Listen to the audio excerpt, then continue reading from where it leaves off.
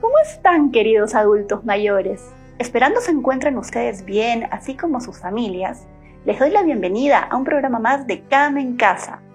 Soy la profesora Raquel Nieto Vázquez, a cargo del taller de arte literario.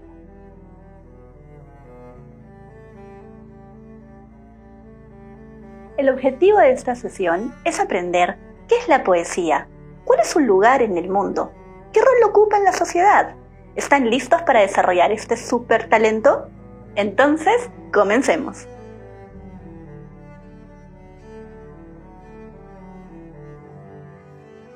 Hay golpes en la vida tan fuertes, yo no sé.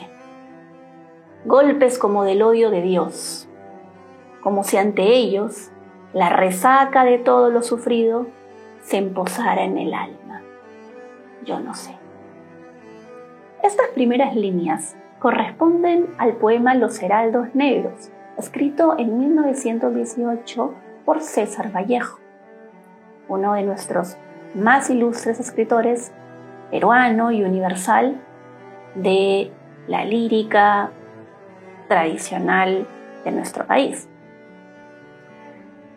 Quiero observar, antes de comenzar esta sesión y de definir en términos quizás un poco más formales la poesía, me gustaría hacer unos primeros acercamientos acerca de qué entendemos por este arte. Pues, bueno, tenemos definiciones varias, pero dos con las que nos identificamos la mayoría de las personas. La primera tiene que ver con la lírica según la entendemos en fiestas especiales, ¿no? En momentos especiales. Se trata pues de la poesía que compramos en el supermercado o en un grifo para San Valentín, para la Navidad, para el cumpleaños de alguien. Y por otro lado tenemos aquella que nos han enseñado en el colegio, ¿no? Hemos leído a César Vallejo, claro, bien o mal, pero lo hemos leído, a José María Eguren, quizás a Pablo Neruda, hemos leído a Jorge Luis Borges, quizás hemos leído algunos autores con el afán de racionalizar, es decir, ingresar a su poesía desde la razón. Uno de los mensajes más importantes que tengo para ustedes el día de hoy es que, para mí, al menos, podrá usted tomarlo o dejarlo, estimado oyente, es que esta es una manera equivocada de ingresar a la poesía. Y no solo de ingresar a ella, sino de vivirla. La poesía es un arte no racional. El hecho de que se escriba, de que se entreteja, mejor dicho, a través de las palabras, no significa que funcione o que debamos conectarnos con ella de la misma manera que lo hacemos con la narrativa. En el caso de la narrativa se entiende que el apreciar una novela o un cuento se dé a través de y comprender las palabras, la secuencia, como un acto lógico. Pero en el caso de la poesía, debemos tener en cuenta, y ahora sí pasamos a nuestras definiciones, algunas cuestiones. Y es que la poesía en muchos escenarios está más cerca de la música que de la literatura. Se trata de dejarnos atravesar por las palabras y simplemente conectar con un sentir. Al fin y al cabo, la poesía no es sino lírica recitada. Tiene un origen musical. La palabra lírica proviene de lira, el instrumento de cuerdas proveniente de la antigua Grecia y luego heredado, pasado por estas etapas hasta la Edad Media, que acompañaba a los cantores sobre todo de salón, de palacio, pero también a los cantores juglares, por ejemplo, de las calles.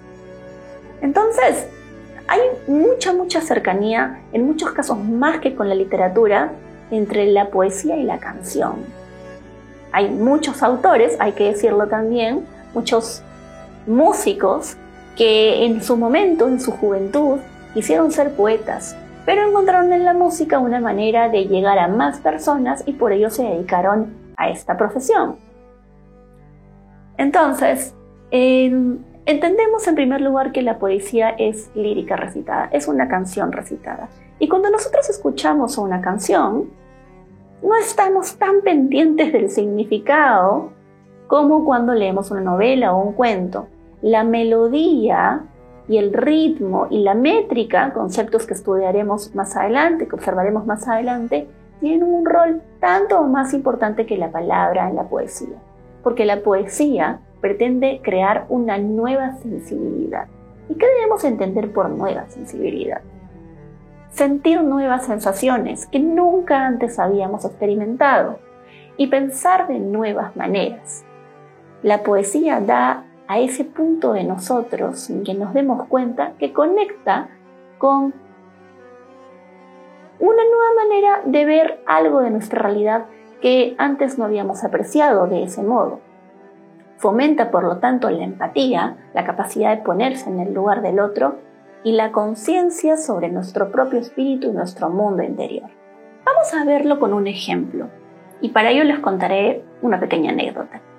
Mi padre me dijo alguna vez que hacer música era como pintar en el silencio.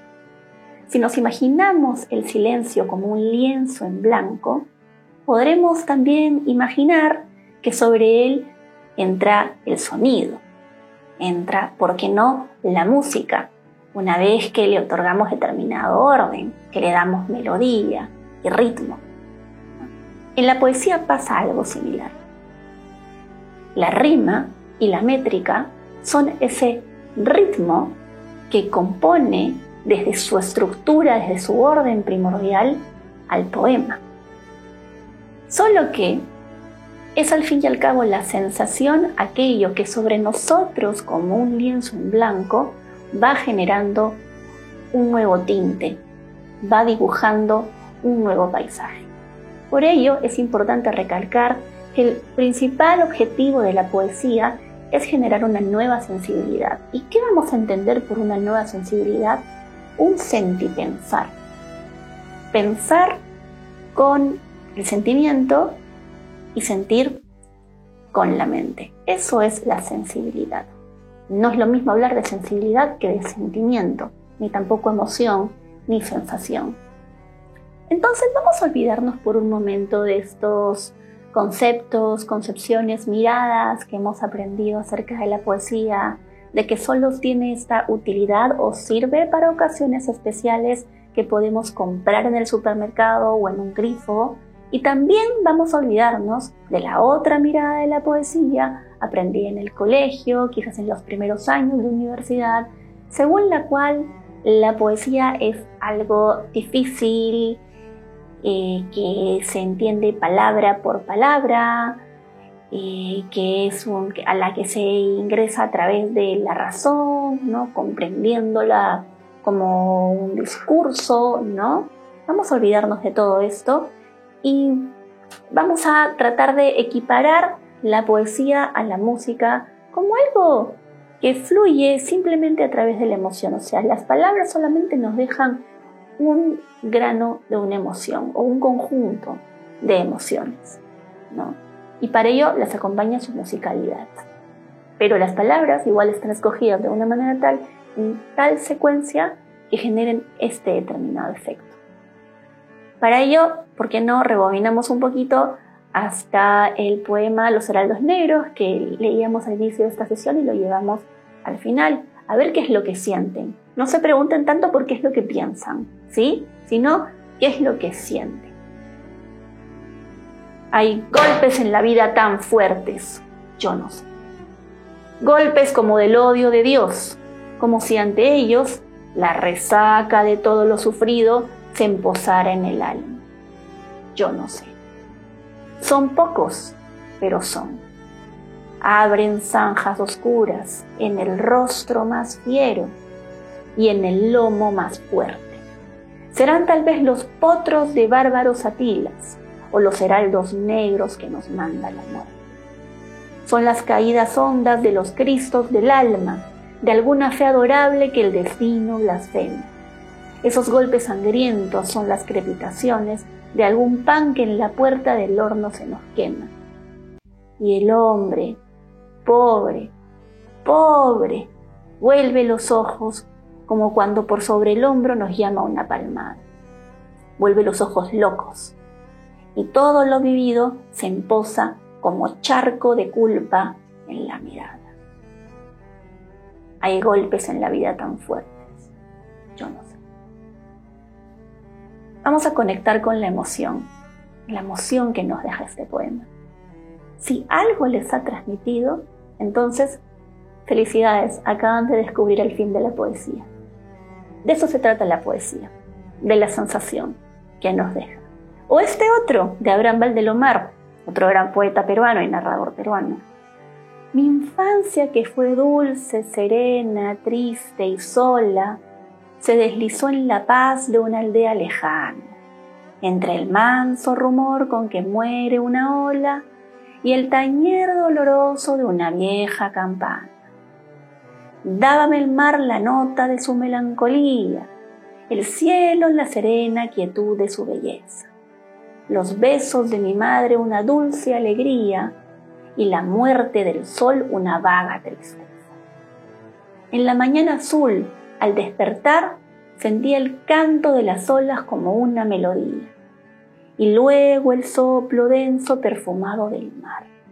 Y lo que él me dijera aún en mi alma persiste. Mi padre era callado y mi madre era triste, y la alegría nadie me la supo enseñar. Nos quedamos una vez más con la emoción, por favor, un momento, la retenemos. Esto es poesía. Ahora pasemos a otro tema, porque eso también causa dudas, ¿no? Y esto, bueno, ya tiene poco que ver con la comparación, que no la mencioné en estas palabras antes, pero quisiera hacerlo ahora, entre la vieja visión, cada vez más vieja, algunos diríamos menos mal que es así, de la poesía como este ejercicio mental, intelectual de ponerse en la cabeza del autor muchas veces ya fallecido, ¿no? Y que nos lleva a pensar, ¿qué es lo que quiso decir? Siempre es la pregunta, ¿no? De acuerdo a lo que nos han enseñado, es ¿qué es lo que habrá querido decir el autor? Como si nosotros quedáramos totalmente en un segundo plano y no fuéramos aquel que recibe este conjunto de sensaciones y este conjunto de palabras. ¿Es la poesía lo mismo que el poema? ¿Usted qué piensa? Básicamente lo que sabemos es que la poesía es el género o la disciplina que se ocupa del estudio y producción poética, el estudio y la producción de los poemas. Entonces el poema viene a ser aquella unidad de centro que la compone. Y bueno, es por lo tanto algo mucho más posible, mucho más alcanzable para cada uno de nosotros escribir un poema, no una poesía, sino un poema, que concebir la poesía como totalidad o escribir un poemario, que es un conjunto de poemas, los cuales luego se acercan, se ensamblan, se juntan para formar un libro de poemas, ¿de acuerdo? Tanto ustedes como yo podemos hacer, entonces podemos componer un poema.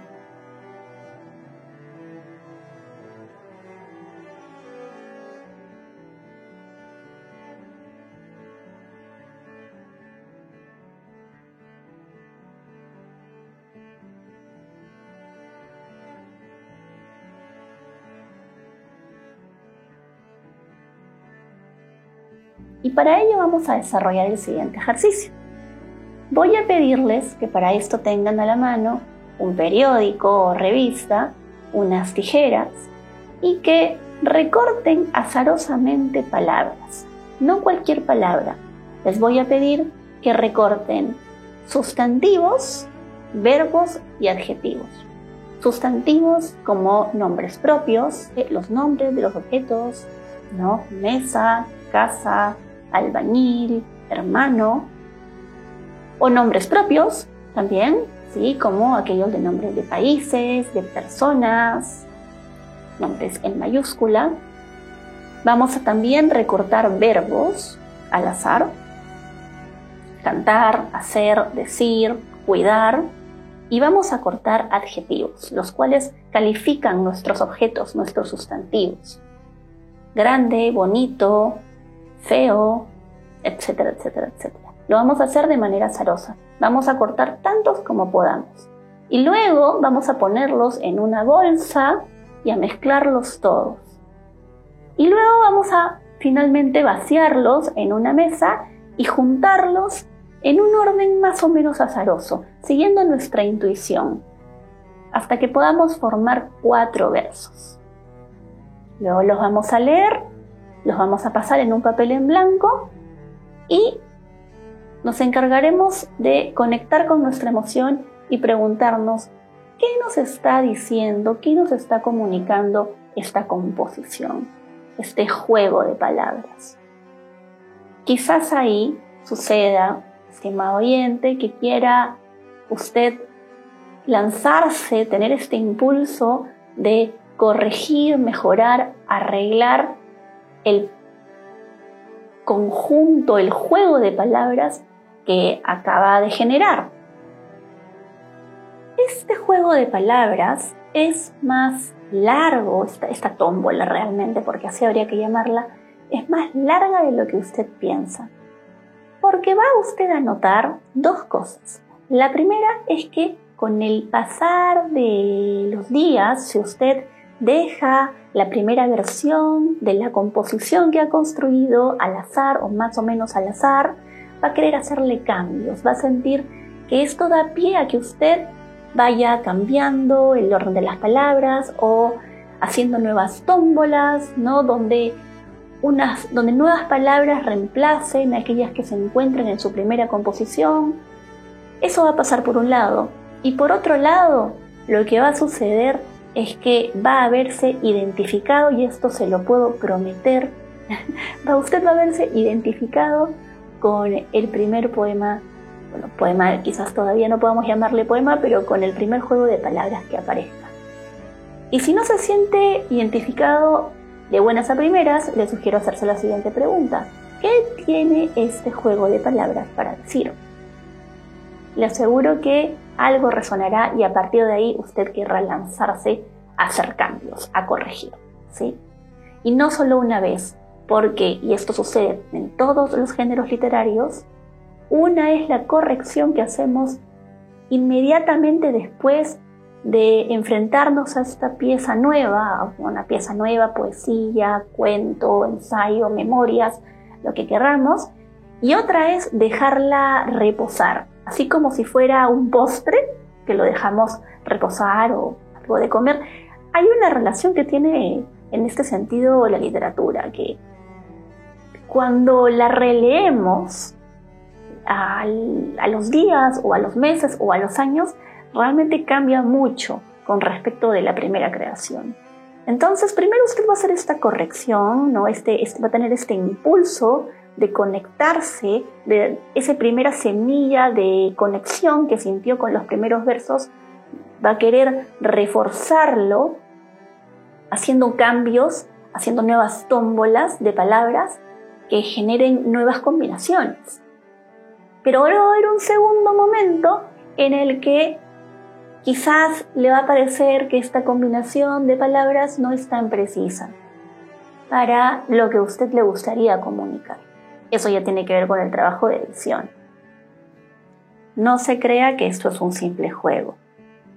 Ya los dadaístas y los surrealistas, poetas y escritores y pensadores de inicios del siglo XX, que exploraban nuevas formas literarias tras la caída del romanticismo y movimientos previos, hegemónicos, formales, académicos, anteriores a una pluralidad de movimientos en el siglo XX, particularmente el dadaísmo y el surrealismo, intentaron trabajar de esta manera.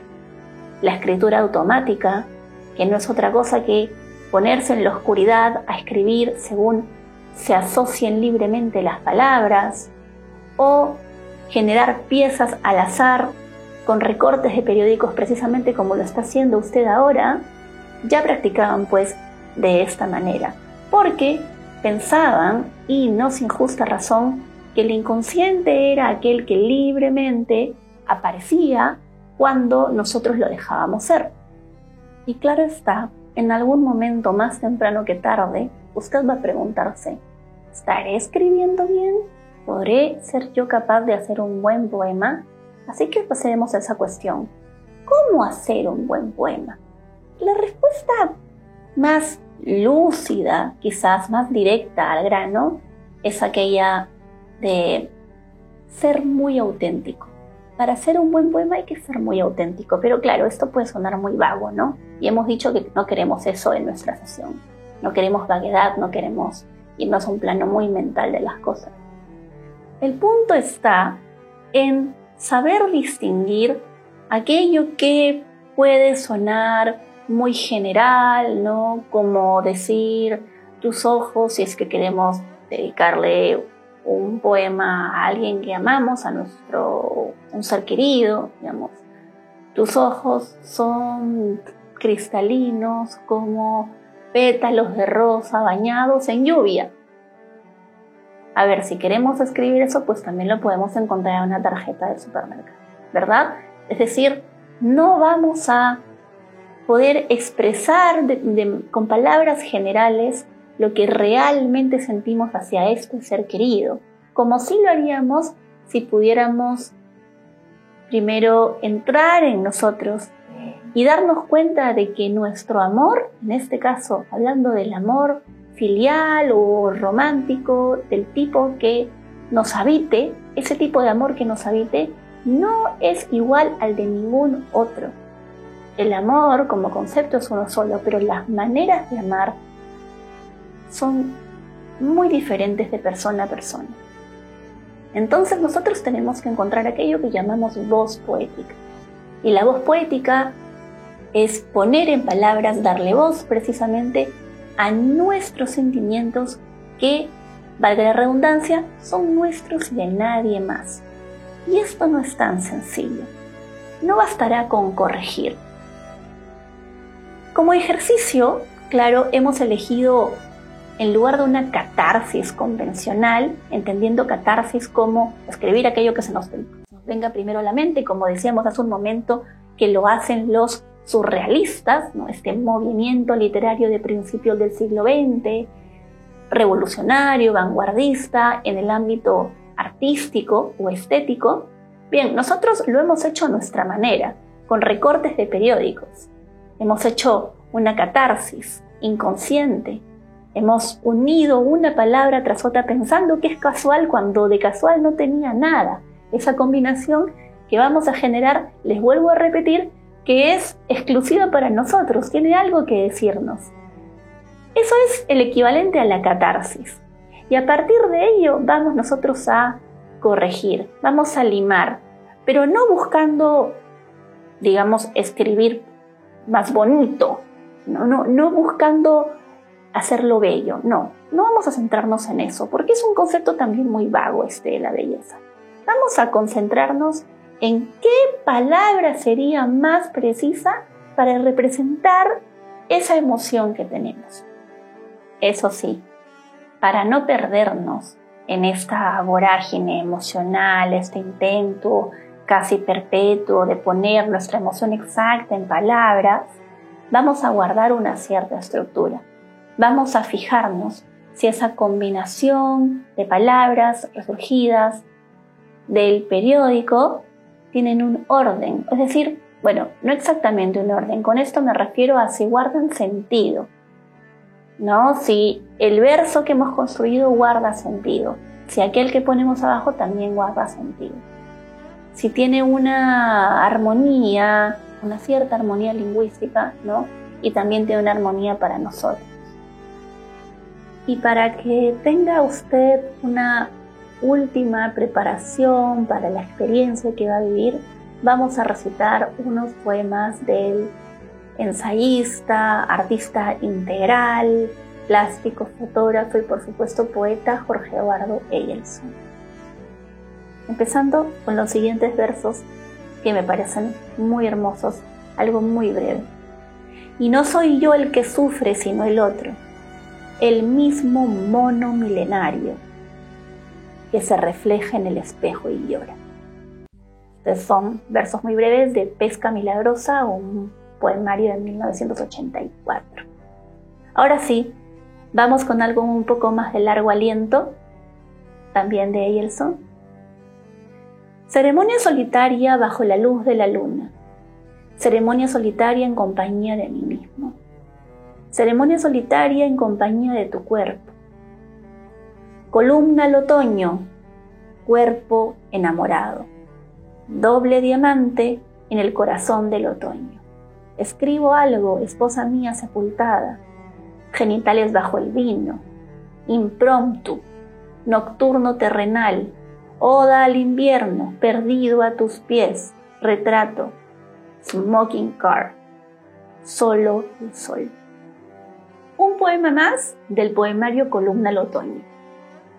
Se pierde el tiempo, las sedosas sombras que ruedan entre esferas de esmeralda hacia la muerte.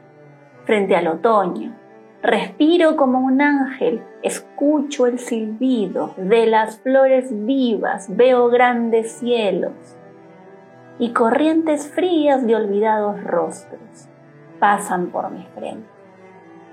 Yo sé bien, corazón mío, gorgona, púrpura y girante, cómo es de oscura tu sonrisa y cómo se agita tu corona de gusanos en la sombra.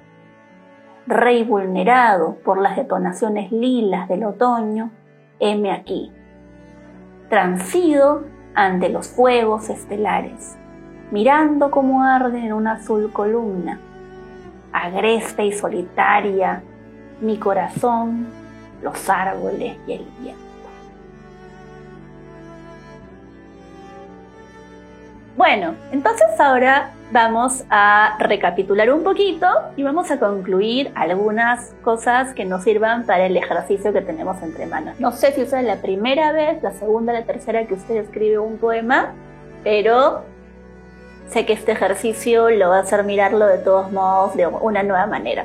Volviendo, por supuesto, a nuestras definiciones. Nuevas maneras, palabra clave cuando definimos la poesía. Sabemos, pues, que es lírica recitada.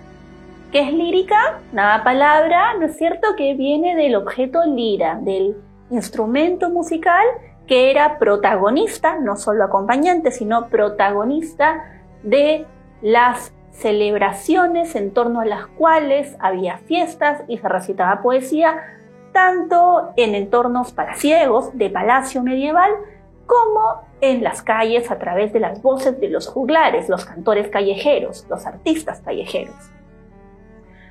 Sabemos que es un sentipensar, ¿no es cierto? ¿Cómo es que hemos establecido la definición de sentipensar? Pensar con el corazón, sentir con la mente. Una de las grandes lecciones que más allá de la poesía nos deja como sabiduría este arte. Y esto, bueno, otra manera de decirlo es que nos hace sentir nuevas sensaciones y pensar de nuevas maneras. Generar una nueva sensibilidad. Voy a subrayarlo porque la verdad es que resulta de vital importancia. La poesía, el buen poeta, genera una nueva sensibilidad. ¿Y cómo se puede generar una nueva sensibilidad si no es volviendo a nuestro yo auténtico? Por eso les decía que esto era la máxima al respecto de responder a la pregunta ¿cómo hacer un buen poema? Volviendo a nuestro yo auténtico. Así generamos una nueva sensibilidad, porque nadie puede sentir como nosotros, como uno. Y al mismo tiempo con ello estamos tocando la sensibilidad de todos los seres humanos. De ahí que el arte nos refleje de semejante manera, ¿verdad? Y por último dijimos que la poesía era un híbrido como mezcla, como fusión entre el arte literario y la música. Y el ejercicio, lo repito una vez más, también será necesario, que consiste en hacer recortes de periódicos uniendo sustantivos, verbos y adjetivos para generar en 4 versos composiciones o juegos varios al azar que tengan un significado consentido, ¿no? Con un sentido tanto lingüístico como en conexión con nosotros, que nos diga algo a nosotros a nivel personal y que a la vez posea una unidad. Y después de estas conclusiones, damos por terminada una sesión más del taller de arte literario, donde usted ha desarrollado otro súper talento. ¡Felicitaciones! Los esperamos en la próxima sesión de Cam en Casa. Sigamos cuidándonos.